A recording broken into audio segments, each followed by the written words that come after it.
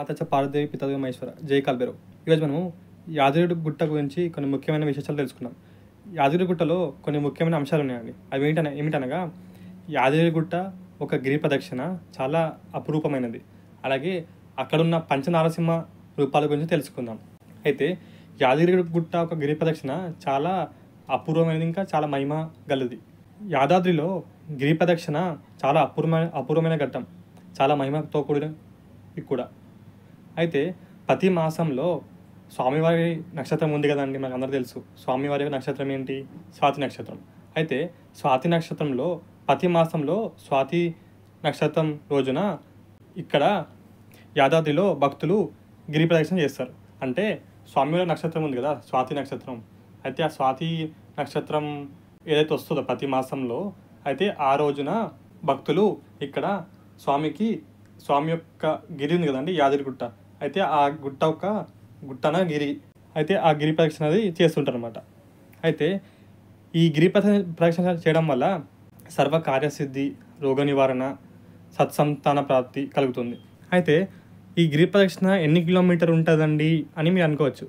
అయితే ఈ గిరి ప్రదక్షిణ అనేది స్వామివారి యాదగిరిగుట్ట గిరి ప్రదక్షిణ అనేది 6 కిలోమీటర్ అండి, అంటే 6 కిలోమీటర్స్ ఉంటుంది. ఈ గిరి ప్రదక్షిణ మొత్తము 6 కిలోమీటర్స్ అనగా 6 కిలోమీటర్ ఉంటుంది.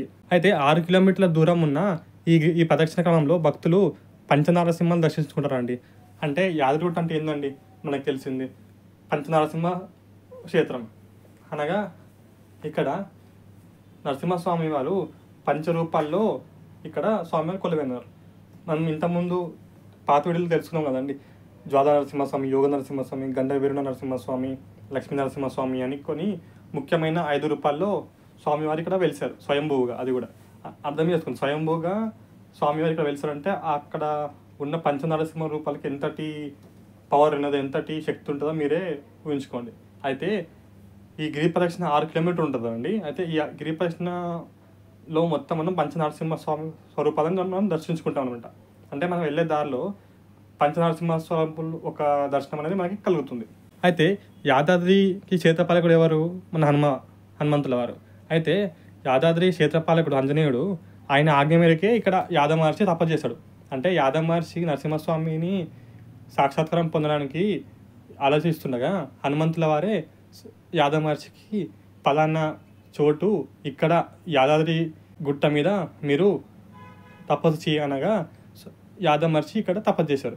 అందుకని ఆ గుట్ట ఏదైతే ఉన్నదో అది యాదవ మహర్షి పేరు మీద యాదగిరి గుట్టగా పేరు పొందింది.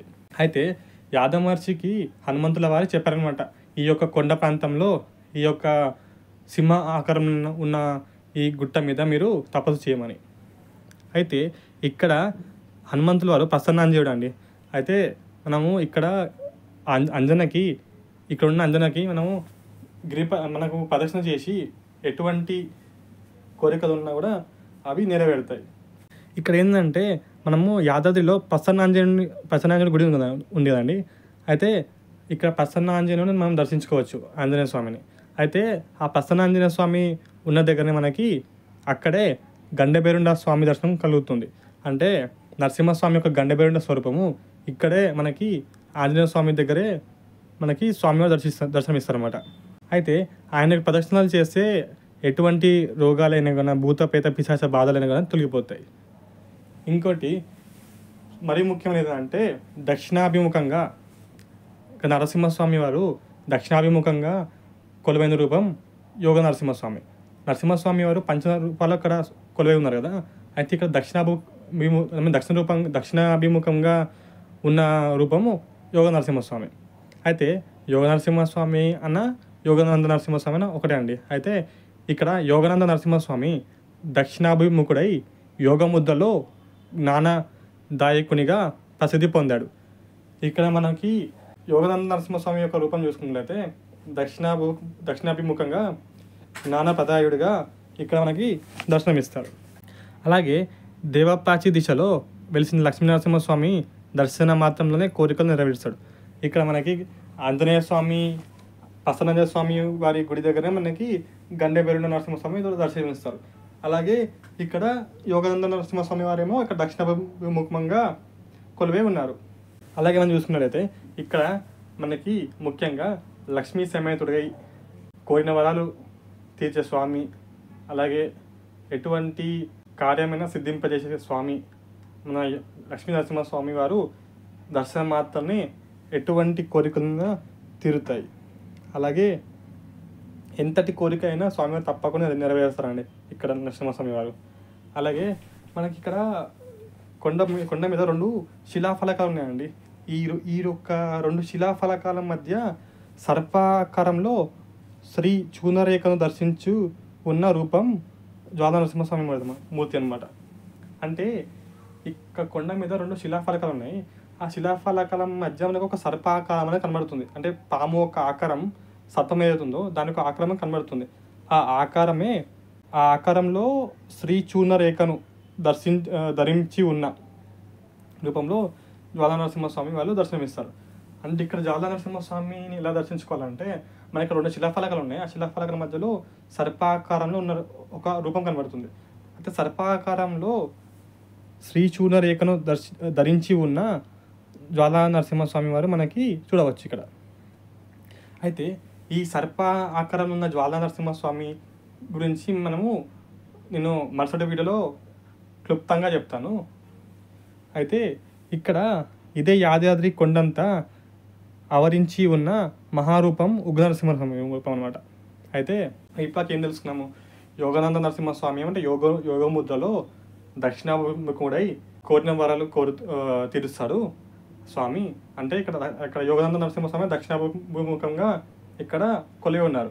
అలాగే మనకి జ్వాలా నరసింహస్వామి ఏమో సర్పాకారంలో శ్రీ చూర్ణ రేఖ ధరించి ఇక్కడ స్వామివారు ఉన్నారు 2 శిలాఫలకాల మధ్య సర్పారూపంలో. అది ఎవరు? జ్వాలా నరసింహస్వామి. అలాగే లక్ష్మీ నరసింహస్వామి నాకు తెలిసింది, మనం గుడిలో స్వామిని దర్శించుకుంటాం. అలాగే ఇప్పుడు మనం చూసుకున్నట్లయితే శ్రీ ఉగ్ర నరసింహస్వామి అండి. ఉగ్ర నరసింహస్వామి ఒక తేజస్సుని తట్టుకోలేకనే యాదవ మహర్షిని స్వామి వారిని శాంతరూపంలో మీరు ఇక్కడ కొలువైని ఉండండి అని ప్రార్థించారు. ఎవరు? యాదవ మహర్షి.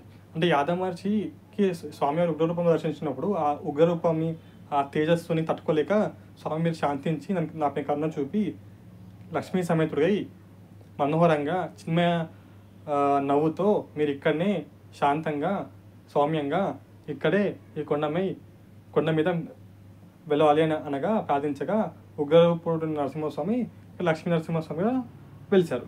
అయితే ముఖ్యంగా ఏంటంటే మొదటిగా ఉగ్ర రూపంగా స్వామి దర్శనం ఇచ్చినప్పుడు యాదవ మహర్షి తట్టుకోలేడు ఆ ఒక ఉగ్రతత్వాన్ని. అయితే ఆ ఉగ్ర నరసింహస్వామిని కూడా పంచనరసింహ రూపంలో ఒకరండి. అయితే ఆ ఉగ్ర నరసింహస్వామిని ఎలా దర్శించుకోవాలంటే నిజానికి ఆ మహారూపమైన ఉగ్ర నరసింహమూర్తి మూలమూర్తిగా విరాజిల్లుతున్న స్వయంభూ నృసింహమూర్తి. అయితే యాదగిరిగుట్ట ఉంది కదండి, ఆ కొండంతా ఉగ్ర నరసింహస్వామి రూపమే. అందుకని అక్కడ వేసే ప్రతి అడుగు కూడా నరసింహస్వామిని తలుచుకుంటూ వేయాలి.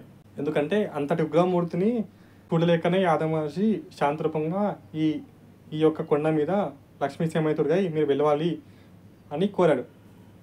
అయితే ఉన్న పంచరూపంలో మనకి ఏమని తెలుస్తుందంటే ఇక యాదాద్రి కొండంతా ఆవరించి ఉన్న మహారూపమే శ్రీ ఉగ్ర నరసింహస్వామి మూర్తి అన్నమాట. మూలమూర్తిగా విరాజిల్లుతున్న స్వయంభూ నరసింహస్వామి మూర్తి ఈ పంచ నరసింహలో సమ్మేళన రూపం. అంటే ఈ శ్రీ ఉగ్ర నరసింహస్వామి రూపం ఈ కొండంతా ఆవరించి ఉందండి. అంటే కొండంతా విస్తరించి ఉందన్నమాట ఉగ్ర నరసింహస్వామి రూపం. అందుకని ఈ కొండ ఎంతో పవిత్రమైందండి. దాని మీద మనము కాళ్ళు పెట్టేటప్పుడు కానీ ఏదైనా జాగ్రత్తగా వహించాలి, ఇంకా పవిత్రంగా భావించి ఆ కొండను మనం దర్శించాలి. మనం వేసే ఒక ప్రతి అడుగు కూడా నరసింహస్వామి ఒక రూపంగాని మనము స్మరిస్తూ నరసింహ జయ నరసింహ, అది కాకపోయినా నరసన్న అంటే మనకి ఏది తోస్తే ఆ మనకు తోచిన విధానంగా స్వామిని స్మరిస్తూ అడుగేయాలండి. ఈ ఉన్న పంచరూపంలో ఈ కొండంతా ఏదైతే కొండ ఉందో యాదగిరిగుట్ట, ఆ కొండంతా శ్రీ ఉగ్ర నరసింహస్వామి యొక్క రూపం అనమాట.